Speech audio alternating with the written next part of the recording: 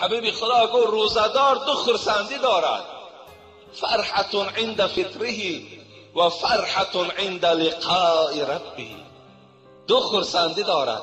یک خرسندیش همین است که منتظر می شود که کنی ساعتی کشادن روزه بیاید. کی می آید؟ تیزتر ساعت گوییم که 5 دقیقه 6 شود، تیزتر 10 دقیقه 6 شود. گفته خرسندی دارد، وقت طعام می بیند شادی او را چکار می کند؟ فرا می گیرد. این حالت خرسندیش ای گفت. دویم خرسندی که روزدار دارد این روز قیامت است، عند لقاء ربی، زمانی که پروردگار جمالش آدمای روزدار را نشان میدهد. آن جمالی که در دنیا ما و شما شب روزان دعا میکنیم که خدایا از جمال جهان آرای خودت ما را با نصیب گردان. انا همون جمال جهان آرای روز قیامت پروردگار برای روزدارا چکار میکند؟ نصیب میگرداند. دو خرسندی ما و شما داریم. حبیب خدا میگوید لکل شیء باب و باب العبادت الصوم. هر یک چیز در دارد، هر یک عبادت برای خودش در دارد، لیکن در تمام عبادت ها این روزه ماه مبارک است. نوم الصائم عبادتون. حبیب خدا گو همون روزه داره که از تشنگی و از گرسنگی افگار شده است، مانده شده است، خسته شده است، خواب است، خوابش در نزد پروردگار عبادت نویسانده می شود. 3 ساعت خواب میکنی، 4 ساعت خواب میکنی. تصور کن تو در مسجد نماز خوانده ایستاده ای. برای آدم روزدار خوابش هم عبادت است. حتی پروردگار به سوی ملائکه ها چی میگفته است؟ انظروا الی عبدی.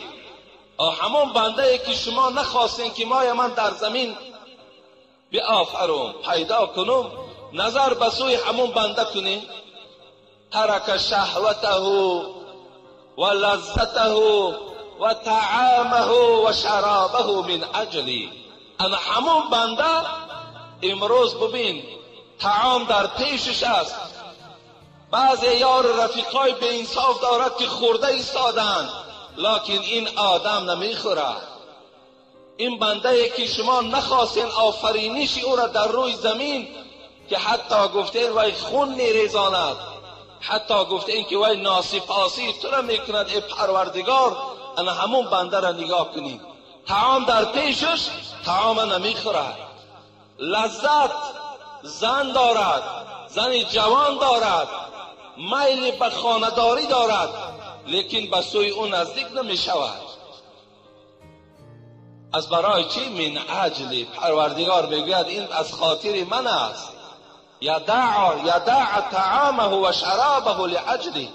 و این خوردن و نوشیدن و لذت و همه اینا به خاطر پروردگارش ترک ساخته است. از این خاطر من ثواب روزدار من خودم مکافات میدهم. هر وقتایی که شما میگوید دهان روزدار داشته باشید، باید که از دهان شما کلمه فحش و فحشایی، از زبانهای شما دروغ غیبت باید صادر نشود. فإن صابه احد، بس اگر یکی از شما را یک بنده به انصاف روزدار دشنام داد، اگر مبادا یک شخص به آداب شما را اگر دشنام داد، سپاریش از طرف اسلام، از طرف پروردگار و پیغمبر چیست؟ فلیقل انی صائم انی صائم.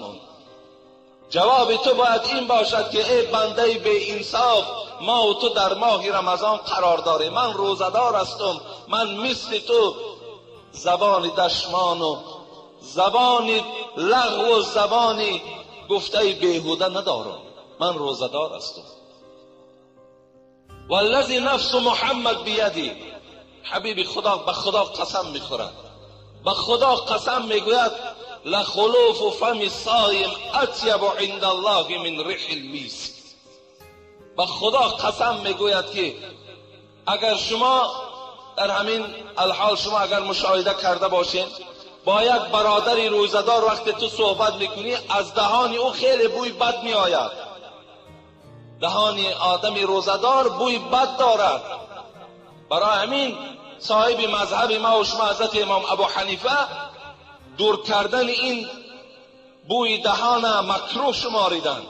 از آن جمله قرضاوی هم در کتابش میگوید این بوی دهان باید که شما از دهانتان دور نکنید.